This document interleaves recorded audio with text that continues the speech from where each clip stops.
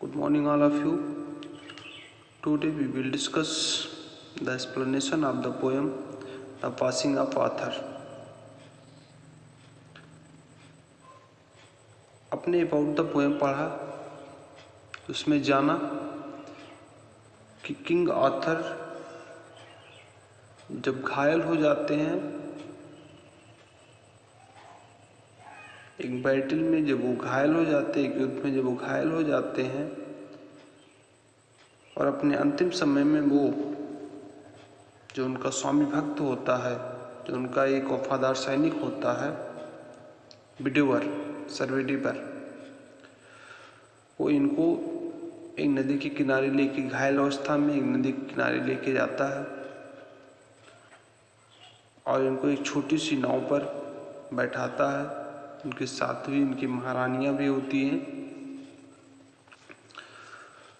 तो उस समय किंग विडोवर जो इनका सैनिक होता है काफ़ी दुखी होता है और वो इस बात को लेके काफ़ी दुखी होता है कि जो राजा ने राउंड टेबल नाम की जो नाइटहुड प्रथा चलाई थी, एक प्रथा इन्होंने चलाया था, एक रीति रिवाज इन्होंने चलाया था। और रीति रिवाज ये था कि इसमें गरीब लोगों की वो सेवा करते थे, जो काफ़ी पुअर लोग होते थे, जो असहाय लोग होते थे, उस समय उनकी वो सेवा करते थे, उनकी देखभाल करते थे। जो उनके ऊपर अत्याचार हो रहे थे उन सब चीज़ों से उनको बचाते थे। लेकिन जब आज राजा घायल हो गए हैं तो इन सब बात को लेकर वो काफ़ी दुखी होता है और काफ़ी दुखी मन से वो उनको विदा करता है। तो यहाँ से जब वो उनको विदा करने के लिए जाता है नाव पे छोड़ने के लिए, तो वहाँ से उनको जो किंग आर्थर हैं उनको जो कंसोल करते हैं, उनको सांत्वना देते हैं। और उस सांत्वना में उन्होंने जो कुछ कहा है इसमें आप लेसन में एक्सप्लेन के माध्यम से समझेंगे। Okay, come to the point. And slowly answered Arthur from the barge. Barge means होता है स्मॉल बोट, छोटी सी नाव, ठीक है। स्लोली मतलब धीरे धीरे, आंसर्ड मतलब उत्तर देना, रिप्लाई करना। Arthur means king Arthur. और धीरे धीरे नाव से राजा ने उत्तर दिया। क्यों धीरे धीरे? Because he was wounded in a battle. क्योंकि राजा आर्थर जो है किसी बैटल में, किसी युद्ध में घायल हो गए थे, तो इसलिए ज़्यादा तेज बोलने के कंडीशन में नहीं थे। इसीलिए यहाँ पे the king Arthur answered very slowly from the boat. He consoled the knights king widowers. Okay, वो सांत्वना देते हैं और उनको बताते हैं the old order change yielding place to new. Old order means क्या था? ओल्ड कस्टम्स, पुराने रीति रिवाज, पुराने रूल्स, पुराने नियम जो भी सदियों से चले आ रहे हैं, चेंज बदल जाता है। उनको कंसोल करते हैं, उनको समझाते हैं द ओल्ड ऑर्डर चेंज, पुराना रीति रिवाज, पुराना कस्टम्स चेंज बदल जाता है, yielding place to new. Yielding मतलब क्या होता है? स्थान ले लेना, उसके बदले में दूसरे की बात करते हैं। गिविंग होता है, जिसे बोल सकते हैं, छोड़ देना भी होता है यील्डिंग, ठीक है। और ये पुराने जो नियम हैं, जो रूल्स हैं, जो ऑर्डर्स हैं, वो क्या करते हैं? इनके स्थान पे नया ऑर्डर आ जाता है, नया नियम आ जाता है। Okay. And God fulfils himself in many ways. Fulfils मतलब होता है फिल करना, भरना। अब यहाँ पे कैपिटल लेटर हिमसेल्फ आया, गॉड के लिए आया है, ईश्वर के लिए स्वयं आया है। मेनी वेज, अब इस संसार को चलाने के लिए ईश्वर समय समय पे अपने अनुसार प्रकृति में चेंजिंग करता रहता है। तो चीज यहाँ पे कंसोल कर रहा हूँ, सोच समझा रहा, God fulfil himself in many ways, और ईश्वर कई तरीके से स्वयं की इच्छाओं को फुलफिल करता है, कंप्लीट करता है। Least one good custom should corrupt the world, कहीं ऐसा ना हो कि एक अच्छी रीति रिवाज, एक अच्छा प्रथा जो सदियों से चली आ रही हो, should corrupt the world. Corrupt means होता है डिस्ट्रॉय कर देना, स्पॉइल कर देना, खराब कर देना, बर्बाद कर देना। कहीं ऐसा ना हो कि एक अच्छी रीति रिवाज, एक अच्छी प्रथा जो है इस संसार को भ्रष्ट कर दे या बर्बाद कर दे। कि जो सदियों से चली आ रही प्रथा है, कोई भी प्रथा आप देखिए समाज में जो सदियों से चली आ रही है, अगर वो ज़्यादा दिन तक रहता है समाज में, नेचर में, प्रकृति में, तो धीरे धीरे कुरीतियों में चेंज हो जाता है। तो वही चीज़ यहाँ पे कह रहे हैं कि अगर यहाँ पे आज नाइटहुड की प्रथा जो समाप्त हो रही है, शायद इसके स्थान पे कुछ नया सिस्टम आए। यहाँ पे ऑर्डर मतलब सिस्टम, रूल्स, कस्टम्स, कुछ भी बोल सकते हो। आपको इस बात पे सैड होने की आवश्यकता नहीं है। जो भी होता है ईश्वर अपनी इच्छा के अनुसार प्रकृति में चेंज करता रहता है, इसलिए आप इस बात को लेके दुखी मत हो। Okay, you can explain this? King Arthur, in these lines, King Arthur console his faithful knights Sir Bedivere when he was wounded.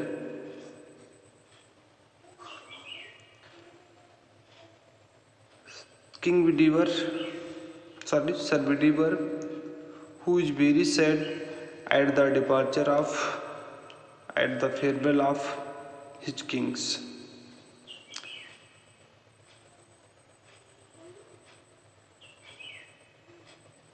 The king Arthur explains that old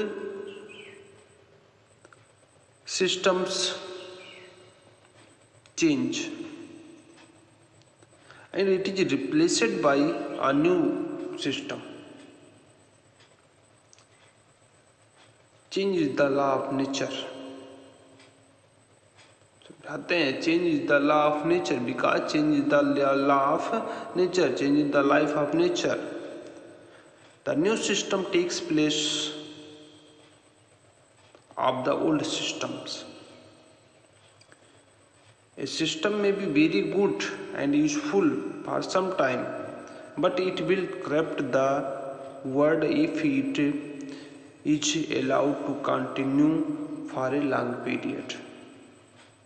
If it is stay long period in our nature, it will destroy, corrupt the world.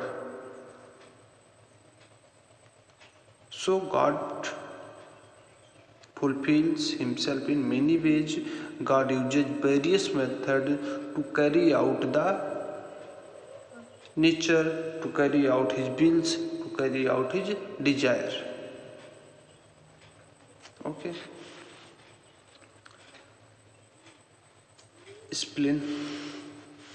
यहाँ से यहाँ तक के reference को आपको लिखना है, context लिखना और एक्सप्लेनेशन इसका करना है।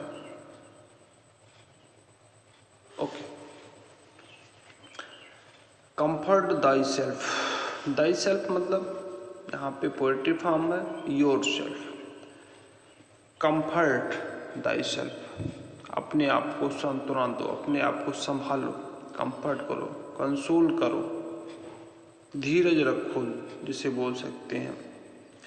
व्हाट कंफर्ट इज इन मी, मेरे में क्या कंफर्ट है, मेरे में अब क्या कंसोल है, मेरे में क्या रिलीफ, आराम है, मेरे में धैर्य नहीं है। यहाँ पे धैर्य, कंफर्ट मीन्स धैर्य भी बोल सकते हो, कंफर्ट मीन्स कंसोल, सांत्वना से बोल सकते। मेरे में सांत्वना की बात नहीं है, कह रहे हैं अपने आप को आप संभालो। I have lived my life, मैंने तो अपने जीवन जी लिया, मुझे जो करना था मैंने किया। And that which I have done, और जो कुछ मैंने किया आज तक, जो कुछ मैंने किया, may he with in himself make pure. मैं यहाँ पे देखिए ही कैपिटल लेटर आया, ही ईश्वर के लिए यूज किया गया। जब कैपिटल लेटर ही का प्रयोग किया जाए तो वहाँ पे वो भी सेंटेंस के बीच में, तो ईश्वर यहाँ पे कह रहा है may he with in himself make pure, और ईश्वर उसे अपने अंदर क्या करे, उसको शुद्ध करे। जो कुछ मैंने आज तक सही किया, गलत किया, उसको जो ईश्वर अपने आप में एक्सेप्ट करे, मुझे क्षमा करे। जो कुछ मैंने गलती किया मेरे लाइफ में, जो कुछ मुझसे भूल हुई, उसको माफ करे। बट दाऊ, लेकिन तुम, if thou shouldest never see my face again, यदि तुम, यहाँ पे दाऊ मीन्स यू, लेकिन तुम, यदि तुम कभी मेरा दोबारा फेस ना देख पाओ, अर्थात that means when I will die and you cannot see my face again, तो what you have done, जो कुछ आपको करना है, if thou shouldest never see my face, तुम मेरा फेस, तुम मेरा चेहरा दोबारा ना देख पाओ, शायद हम लोग वापस ना मिले, तो क्या करना है, प्रे फॉर माई सोल, मेरी आत्मा के लिए आप प्रार्थना करना। ओके, मेरी आत्मा के लिए आप प्रार्थना करना। प्रे, प्रे वर्ड आया है, प्रार्थना करना। एक प्रे होता है PREY, प्रे मीन्स होता है स्वीकार करना। ये होमोफोन्स में आप नोट कर लेना, और दोनों का सेंटेंस कॉपी में बना होना चाहिए। Pray my soul,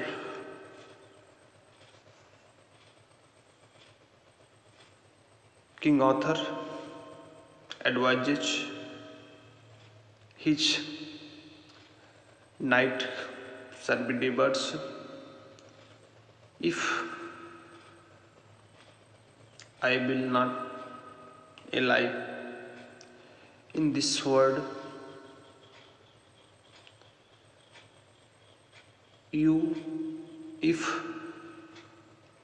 we will not meet again in this world, in this condition, you would have to pray for my soul, आपको मेरे आत्मा के लिए आपको प्रार्थना करना होगा, अगर आप मुझसे इतना ही लगाव रखते हो। More things are wrought by prayer, wrought means होता है वर्क करना, कार्य करना, प्राप्त करना भी होता है, जिसे बोल सकते हैं, ठीक है। करें अधिकतर चीजें प्रेयर द्वारा, प्रार्थना द्वारा प्राप्त की जाती हैं। करें अधिकतर चीजें इस संसार में, अक्सर चीजें जो है प्रार्थना द्वारा प्राप्त की जाती हैं, प्रार्थना द्वारा प्राप्त की गई हैं या किया गया है, ठीक है। Then this word dreams of, करें सपनों के इस संसार की अपेक्षा, करें सपनों के इस संसार की अपेक्षा प्रार्थना द्वारा अधिकतर चीजें प्राप्त की जाती हैं। फॉर लेट दाई वॉइस, इसीलिए लेट दाई वॉइस, अपनी आवाज को उठाओ। राइज वर्ड आया, राइज मतलब उठाना होता है। Like a fountain for me night and day, इसीलिए तुम दिन रात मेरे लिए एक फाउंटेन के समान अपनी आवाज को उठाओ। दैट मीन्स दिन रात अगर आप मुझे इतना चाहते हो तो मेरे बताए हुए कर्तव्य, मेरे बताए हुए रास्ते पे आप जो है दिन रात मेहनत करो। आप अपनी आवाज को, मेरी आवाज थी लोगों के लिए, आप उस आवाज को उठाओ।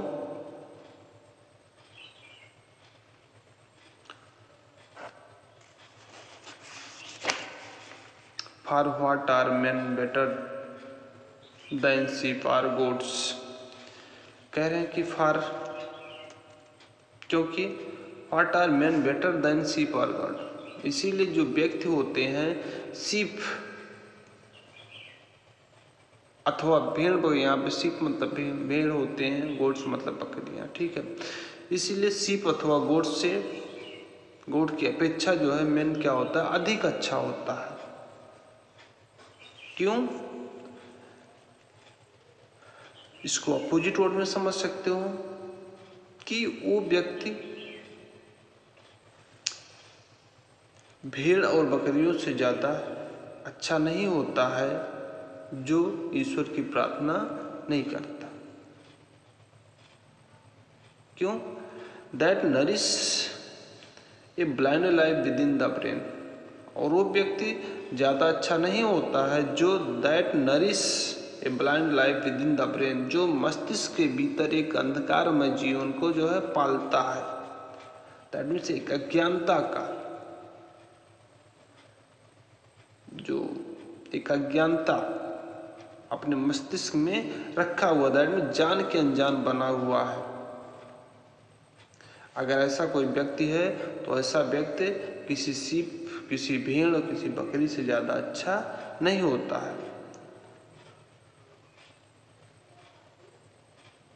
अर्थात a person who is not better than a sheep और goats who is nourish a flourish, जिसे बोल सकते हो a blind life with in the brain. ऐसा व्यक्ति भेड़ और बकरियों से ज़्यादा अच्छा नहीं होता है जो अपने मस्तिष्क के भीतर एक अज्ञानमय जीवन को पालता है, उसको फ्लोरिश करता है। इफ नोइंग गॉड, यदि वह ईश्वर को जानकर, यदि इफ नोइंग गॉड, यदि वह ईश्वर को जानते हुए they lift not hand of prayer both for themselves and those who call them friends.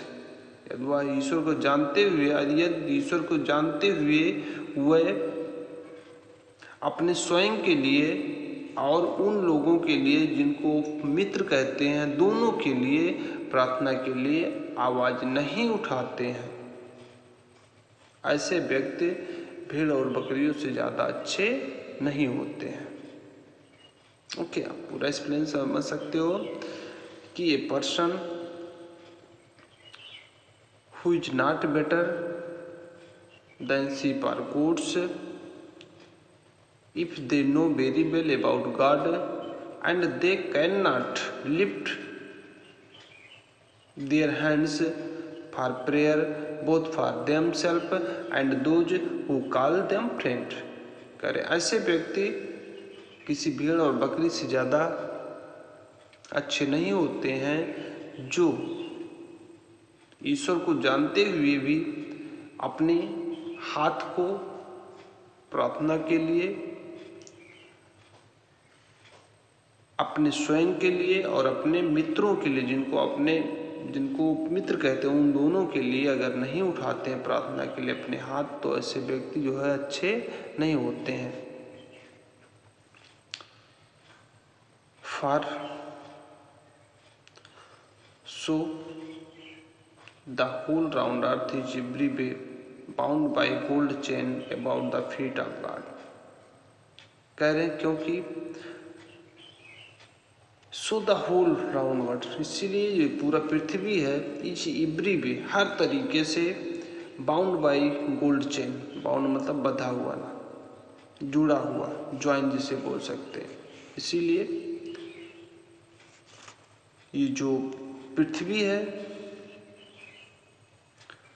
सोने की चेन द्वारा, कह रहे सोने की कड़ी द्वारा ईश्वर के कदमों में बंधी हुई है, ईश्वर के कदमों से जुड़ी हुई है। बट नाउ फेयरवेल, लेकिन अब अलविदा।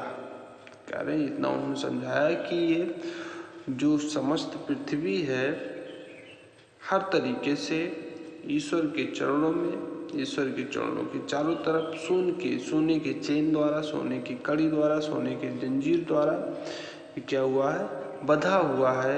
इसीलिए हम लोगों को क्या करना चाहिए, ईश्वर से अपने स्वयं के लिए, अपने मित्रों के लिए प्रार्थना करना चाहिए।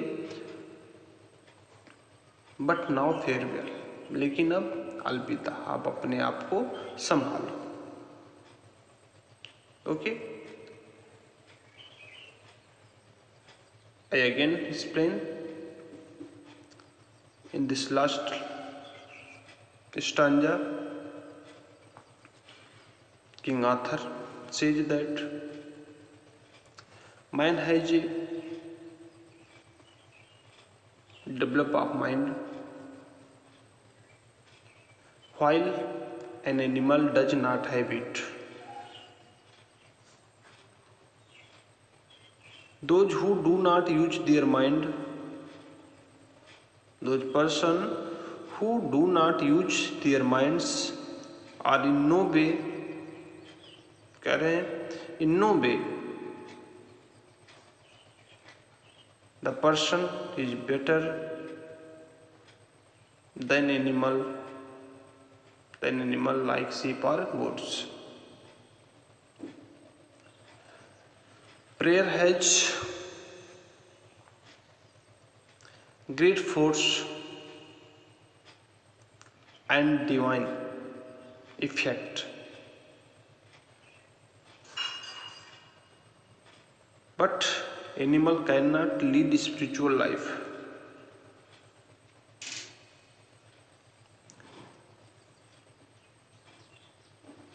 They always remain busy in seeking foods, drinking water and sound sleep.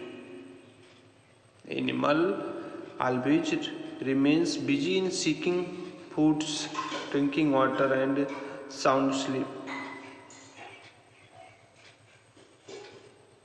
But in this condition, if men do such in this type of work, what is difference between human and animal?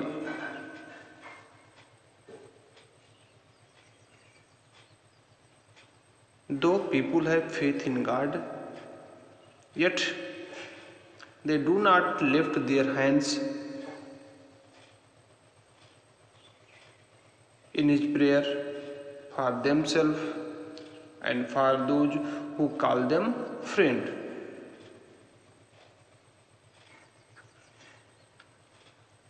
He says that men are linked, men are joined with the feet of God.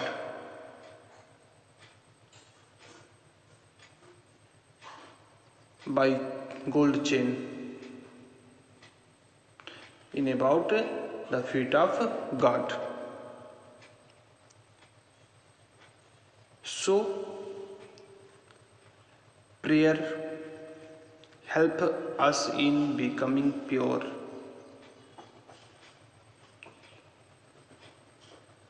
So prayer is very essential in every man's life. And last, King says that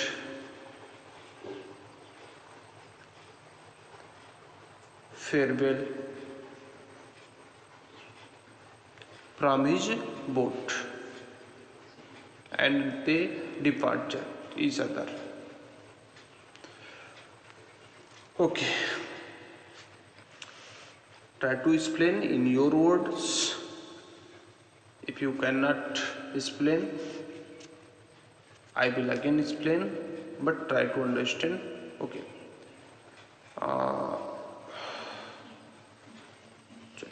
first आपको करना है reference और context explanation लिखना है, और आपको last का लिखना है यहाँ से यहाँ तक का. ठीक है, 2 स्टांजा का आपको रेफरेंस कॉन्टेक्स्ट एक्सप्लेनेशन लिखना है, उसके बाद इसका सेंट्रल आइडिया लिखना है. 3 काम आपको करने हैं. Thank you.